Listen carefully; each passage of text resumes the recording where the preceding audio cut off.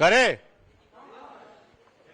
आज के प्रेस वार्ता में हमारे पार्टी के मुख्य प्रवक्ता बड़े भाई माननीय नीरज भैया और बड़ी बहन पार्टी के प्रवक्ता अंजू महाराज जी और इस कक्ष में प्रिंट एवं इलेक्ट्रॉनिक मीडिया और मैं मनीष यादव प्रदेश प्रवक्ता आप सबका अभिनंदन एवं स्वागत करता हूं।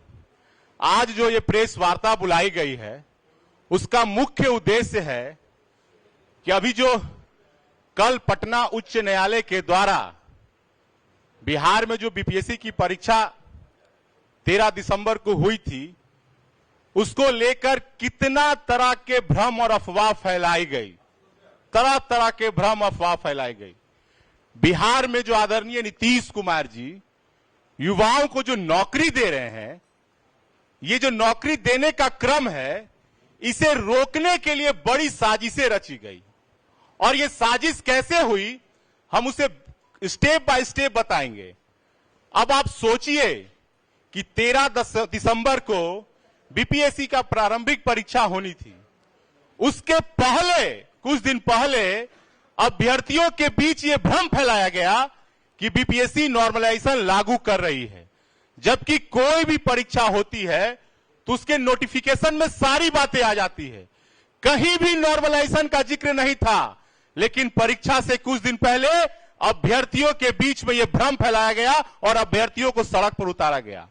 जब दोबारा बीपीएससी के द्वारा यह स्पष्ट किया गया कि हमने इन बातों की कोई चर्चा ही नहीं की है तो फिर यह क्यों भ्रम फैलाई जा रही है। उसके बाद फिर तिथि एग्जाम फॉर्म भरने को लेकर तिथि का भ्रम फैलाया गया, कितने बच्चे छूट गए, जबकि बीपीएससी के द्वारा तिथि भी बढ़ाई गई थी। उसके बाद जब बच्चे को समझ में आ गया कि नॉर्मलाइजेशन लागू नहीं हो रही है, 13 दिसंबर को पूरे बिहार में शांतिपूर्ण तरीके से परीक्षा संपन्न हुई। लेकिन कुछ लोगों ने पटना के बापू केंद्र जो परीक्षा केंद्र है वहां पर जो शांतिपूर्ण तरीके से परीक्षा दे रहे थे अभ्यर्थी, उसमें से कुछ ने शांतिपूर्ण से दे रहे परीक्षार्थी को तंग किया, डिस्टर्ब किया, जिसके कारण से केवल एक केंद्र पर परीक्षा रद्द हुई। उसके बाद यह अफवाह फैलाई गई कि पूरे बिहार में प्रश्न पत्र वायरल हो गया। उसके बाद कुछ शिक्षक भी उसमें शामिल हो गए और ये आंदोलन को लीड कौन कर रहे थे भाई? तेजस्वी जी। भाई तेजस्वी जी पहला व्यक्ति जो 8वां 9वां पास व्यक्ति है वो बीपीएससी पे आंदोलन करने में चले गए।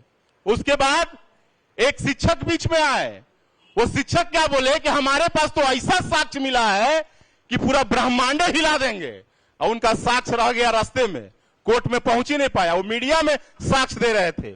और एक बीच में आ गए कि परेशान किशोर जी, देखे कि भाई अब तो हमरा बीच में घुसना पड़ेगा। अब इतना क्रांतिकारी निकले कि जो गर्दनी बाग में धरना स्थल शांतिपूर्ण से अभ्यर्थी दे रहे थे उसको लेके चले गए गांधी मैदान। क्या बोले कि सबसे पहला लाठी चलेगा तो हम खाएंगे आपका लाठी। अभ्यर्थियों से पूरा गांधी मैदान जाम करवा दिए। जब प्रशासन उनसे बात की और उनसे कहा कि आप एक प्रतिनिधि मंडल चलिए, सरकार आपसे बात करेगा, बीपीएससी आपसे बात करेगी, लेकिन ये लोग नहीं हटे। उसके बाद जब पानी का बुलबुल्ला केवल छोड़ा गया, फुहारा, जो बोले थे कि लाठी हम खाएंगे, सबसे पहले 1 2 3 हो गई, सबसे पहले भाग गए। जब सोशल मीडिया में इनकी थूथू होने लगी तो रात के 2 बजे चले गए गर्दनी बाग धरना स्थल पे। और वहां जाके जब इनको आंदोलनकारी खदेड़ने लगा सब धरना वाला हुआ तो कह रहे सुनो तोरा हम ही ना कम्बल दिए थे, हमरे तुम गाली दे रहे हो। तो वहां ही क्या कह रहे हैं कि पहचानते हो, टांग के लेके चले जाएंगे और फेंक देंगे उन्हें दियारा में, वहां धमकी दे रहे हैं। उसके बाद ही क्या नाटक किए, जब दोबारा 4 जनवरी को परीक्षा की तिथि दी गई बापू केंद्र का, तो चले गए गांधी जी के प्रतिमा के नीचे बैठने के लिए। अरे भाई गांधी जी किस चीज के लिए जाने जाते हैं? सत्य के लिए, अहिंसा के लिए, नियम कानून का पालन करने के लिए। इस जानते थे कि वहां हम बैठेंगे तो नियम के विपरीत है, और करोड़ों के वैनिटी वैन लेके वहां चले गए। और उसके बाद जब प्रशासन इनको उठा लिया तो प्रशासन इनको मेडिकल चेकअप के लिए ले जा रही थी तो नहीं करा है, लेकिन अगला दिन ही क्या बोले, चल गए मेदांता में इलाज कराने के लिए। क्या बोले कि हमसे कोर्ट डर गई, सरकार डर गए, झूठों के अफवाह फैला दिए, हम तो बेउर जेल चल गए थे, ये बेउर थाना के बेउर जेल कह दिए। तो आज इसीलिए बुलाई गई है प्रेस वार्ता। नीरज भी आपको सारी बातें चर्चा करेंगे कि कैसे हमारे नेता को साजिश के तहत बदनाम करने की प्रयास किया गया, कैसे बिहार को बदनाम किया गया, इन्हीं सब बातों की चर्चा नीरज भैया करेंगे। इसके पहले हम अंजू महाराज जी को